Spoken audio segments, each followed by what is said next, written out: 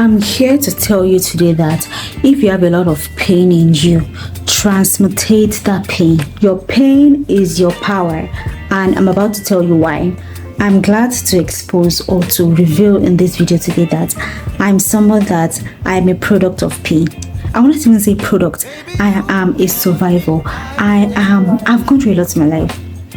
I've gone through a lot in my life, and not so many people know about this. And this is because I used to feel ashamed about my pain. I used to feel angry that I feel pain, I feel angry, I'm in this situation and I don't like it. I don't appreciate or applaud my victories and my pain enough. I don't even embrace, I don't speak about it, that part. I'm not really a vulnerable person, okay? I like to hide my pain, I like to hide my agony. And God recently spoke to me about this, and that is, your pain is your power, your pain is your pressure.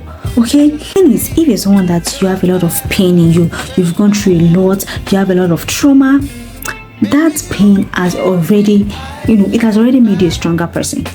So if you want to achieve something in life, if you want to do what so many people find it very hard to do, you're already that person. Being that you've gone through, like, this is one thing I told myself recently.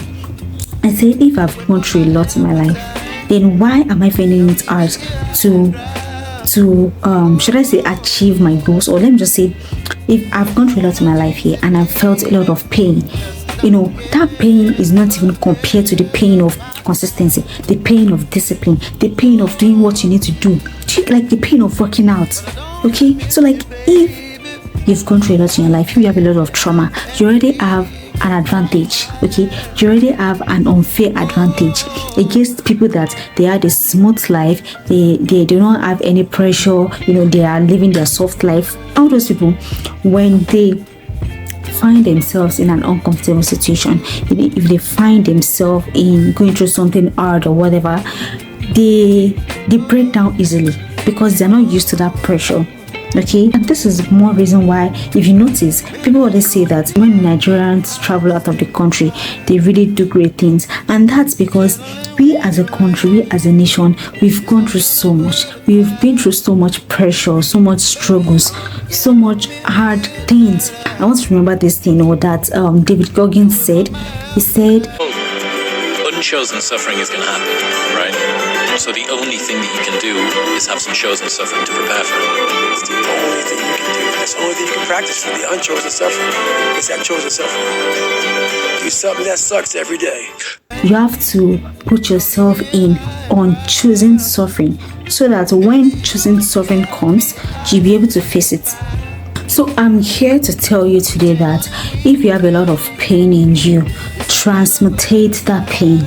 I watched a video of Make Art Not Content, and he shared the story of this woman. Just like it did for Frida Kahlo, one of my favorite painters of all time.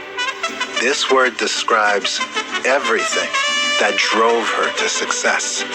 Here's the backstory. Frida Kahlo. In 1925, she was catching a bus with her high school sweetheart, Alejandro Gomez Arias. The driver decided to try and pass an electric streetcar. The other driver didn't realize the intentions of the bus and crashed right into the side of it. It dragged for a number of feet and crashed again, hitting a huge corner of a building. Frida was immediately thrown down by the force of the accident. Several passengers were killed instantly, and others died later from their injuries. Miraculously, Frida and Alejandro survived. Her spinal column was broken in 3 places. Her collarbone was broken, as were her 3rd and 4th ribs. And out of that pain, out of that horrible experience, she became one of the greatest creative artists in the world. Kahlo was completely confined to her bed for about 3 months, and it was during this time that she began experimenting with self-portraiture. Her mother crafted an easel that she could use from her bed, and her father, who was a professional photographer and an amateur painter himself, kept her supplied with brushes and paints. And became one of the greatest female artists of all time. From her bed. So yeah, the first word that I'd love to add to your vocabulary, as your brand new word of the day, is transmutation. So if you are someone that you have a lot of pain in you, you have a lot of anger in you, transmutate that pain. Use that pain to achieve something for you. And I see a lot of people do this all around me, where they are not from a very privileged environment. They are broke, they are poor, and they use this pressure, this pain of being less privileged, they use it to change their life. So if you're someone like that as well, it's time to stop acting like a victim. It's time to stop letting your pain drag you down, to kill you down. It's time to use that pain to achieve something good for yourself. And you are stronger than you are. If you ever doubt how strong you are, just think or just look at what you've gone through. Just think about it. If you can scale through that, if you can come out of that, why can't you achieve your goals? Why can't you do this? What is then hard for you? Okay, so that's all I have for this video today. Thank you so much for watching this video. My name is Kenny Teller, and for the next 30 days I'm going to be building a personal brand on YouTube, where I will be sharing what I know, what I like to do, and my interests.